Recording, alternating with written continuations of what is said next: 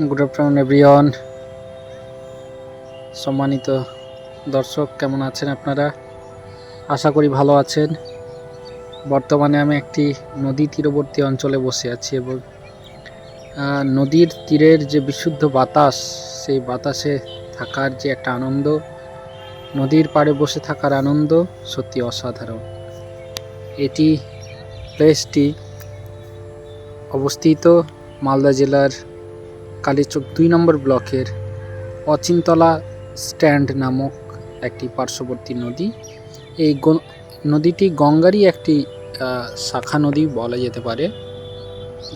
নদী হচ্ছে মানুষের জীবন জীবিকার এক অন্যতম রসদ। আপনাদের সামনে চলে আসলাম ছোট্ট একটি ব্লগ নিয়ে। মানুষ নদীতে নানা রকমভাবে উপকৃত হয়ে থাকে। দেখতে পাচ্ছেন সামনে একজন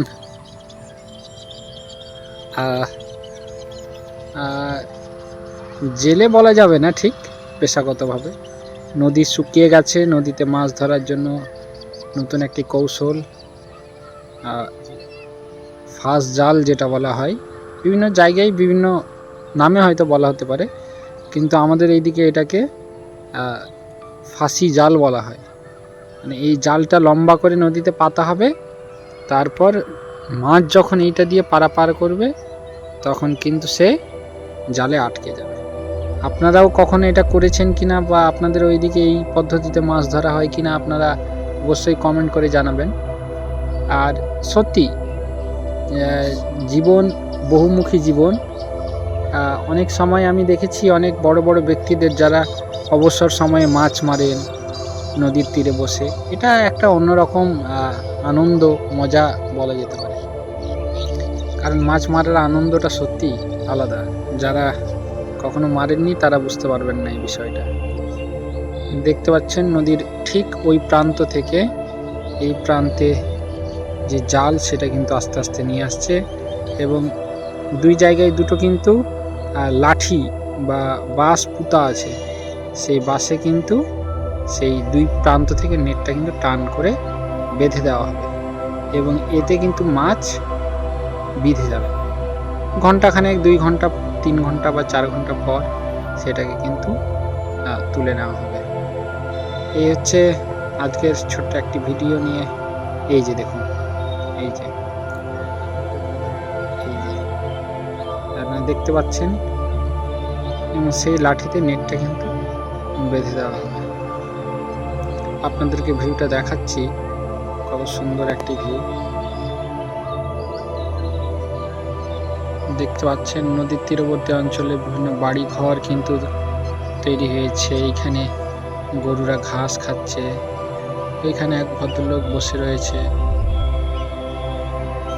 এই যে এখানে ছোট্ট একটি নৌকা, কি একটা অপরূপ দৃশ্য। আর যখন ওই গাছের ছায়াগুলো যখন আবার জলে পড়ে তখন একটা দারুণ একটা মুহূর্ত আর কি।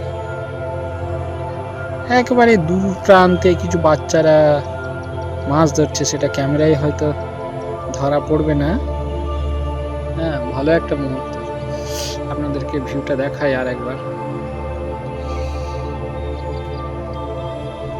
দেখুন, অসাধারণ একটা দৃশ্য। এই যে দেখুন গাছের ছায়াগুলো জলে পড়েছে, দারুণ। দু একটি কথা বলতেই হয়, গ্রাম ছাড়া কিন্তু এই দৃশ্যগুলো কোথাও খুঁজে পাবেন না। একটা মনের শান্তি, কি সুন্দর বাতাস বয়ে যাচ্ছে, সত্যি এইটা কিন্তু দারুণ একটা বিষয়। আপনারা যদি কেউ গ্রাম থেকে ভিডিওটা দেখেন কমেন্ট করে জানাবেন। আশা করছি আপনারা ভালো রয়েছেন, সুস্থ রয়েছেন। আর আমাদের চ্যানেলটিকে আপনারা বেশি বেশি করে সাপোর্ট করুন, আমাদের পাশে থাকুন।